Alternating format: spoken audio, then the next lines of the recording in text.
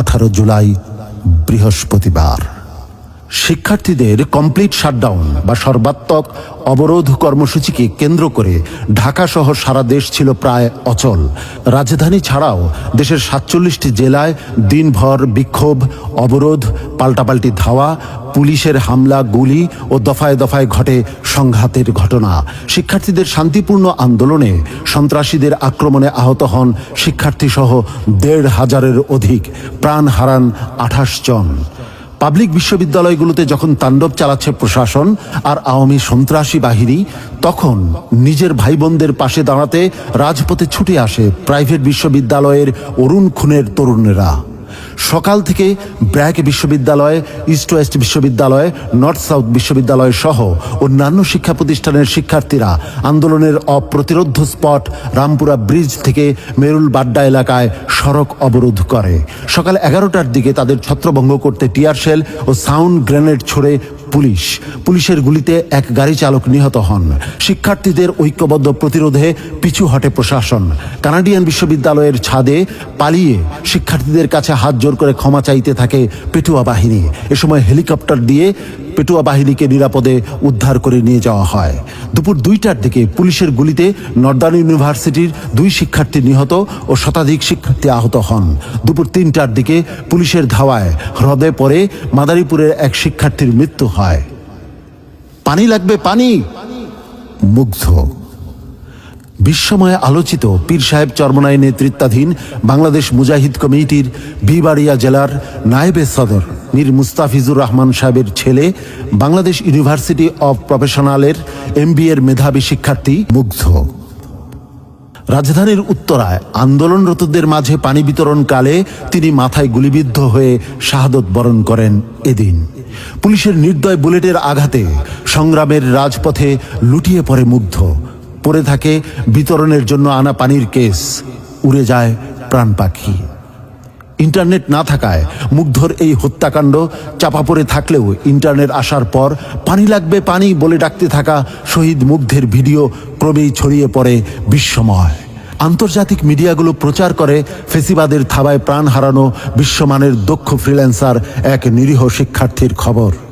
রাত 9টার দিকে সরকার সারা দেশে সব ধরনের ইন্টারনেট সেবা বিচ্ছিন্ন করে দেয়। সারা দেশের শিক্ষার্থীদের উপর পুলিশের অমানবিক হামলা, গুলি করে নিরীহ ছাত্র হত্যা, ছাত্রীদের লাঞ্ছিত করার প্রতিবাদে রাজপথে নামে ইসলামী আন্দোলন বাংলাদেশ।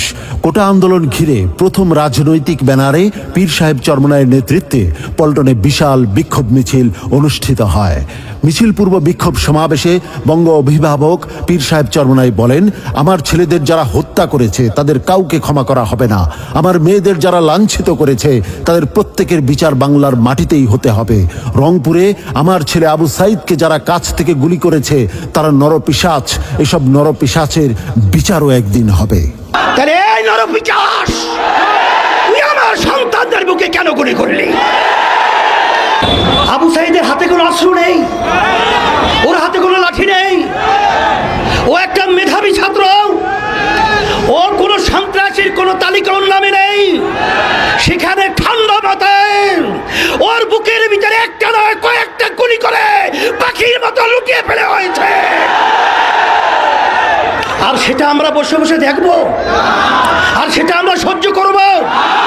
এটা হতে পারে না, হতে দেওয়া যায় না। এর প্রতিবাদে রাস্তায় নামতে হবে। খুনিদের বিচার বাংলার জমিনে করতেই হবে। ইসলামী আন্দোলন বাংলাদেশের যুগ্ম মহাসচিব মাওলানা গাজী আতাউর রহমান বলেন, প্রধানমন্ত্রী কোটা সংস্কার আন্দোলনকারীদের তুচ্ছতাচ্ছিল্য করে বক্তব্য দেওয়ার পর এখন তাদের সাথে বসার প্রস্তাব দিয়েছেন। রাজাকারের নাতিপুতিদের সাথে বসার প্রস্তাব করেন, একটুও কি লজ্জা হয় না? এখন কিন্তু কান্নাকাটি শুরু হয়ে গেছে। এই রাজাকারের নাতিপুতিদের সাথে বসার জন্য কান্নাকাটি শুরু হয়ে গেছে। প্রধানমন্ত্রী কালকে দুঃখ প্রকাশ করে কান্নাকাটি করেছেন। আজকে একটু আগে আইনমন্ত্রী বলেছেন আমরা সংস্কার, কোটা সংস্কারের পক্ষে, আমরা কোটা সংস্কার চাই, আমরা ছাত্রদের সাথে বসতে চাই।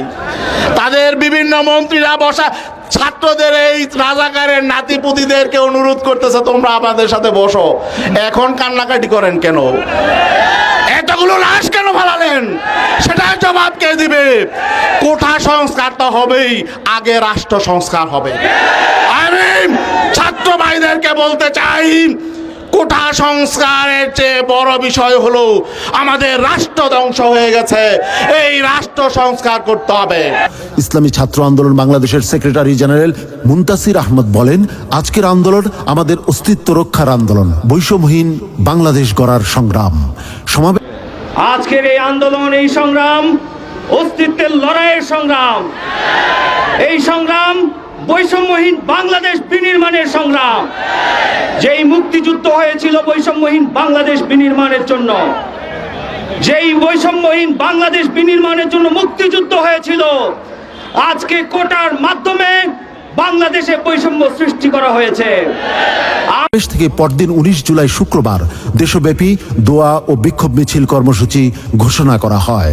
এদিন নরসিংদীতে প্রথম শহীদ হন দেশের সর্বকনিষ্ঠ শহীদ নাসিমা কাদের মোল্লা হাই স্কুলের মেধাবী শিক্ষার্থী, ইসলামী ছাত্র আন্দোলন বাংলাদেশের সদস্য শহীদ তাহমিদ হাসান।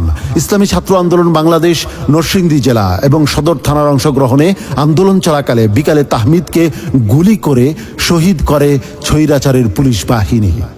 গুলিবিদ্ধ প্রাণহীন নিথর দেহ দায়িত্বশীলরা নিয়ে আসার সময় মৃতদেহে পুনরায় গুলি করে আওয়ামী পেটুয়া বাহিনী। ইস্ট ওয়েস্ট ইউনিভার্সিটির সামনে গুলিবিদ্ধ হয়ে শাহাদত বরণ করেন ইম্পেরিয়াল কলেজের মেধাবী শিক্ষার্থী, ইসলামী ছাত্র আন্দোলন বাংলাদেশের সদস্য জিল্লুর শেখ। এদিন নারায়ণগঞ্জের চাষারায় বিক্ষোভে নেতৃত্ব দেন ইসলামী ছাত্র আন্দোলন বাংলাদেশ নারায়ণগঞ্জ জেলা ও মহানগরের নেতৃবৃন্দ। শহর শাখার সাংগঠনিক সম্পাদক সায়েম আহমদ 30টিরও বেশি গুলিবিদ্ধ হন।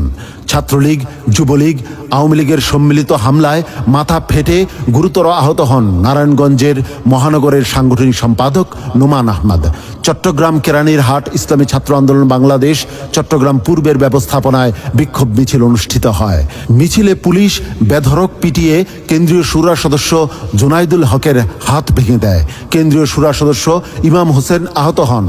ডিসি অফিসের সামনে ইসলামী ছাত্র আন্দোলন বাংলাদেশ রাজেন্দ্র কলেজ ফরিদপুর শাখার বিক্ষোভ প্রদর্শিত হয়।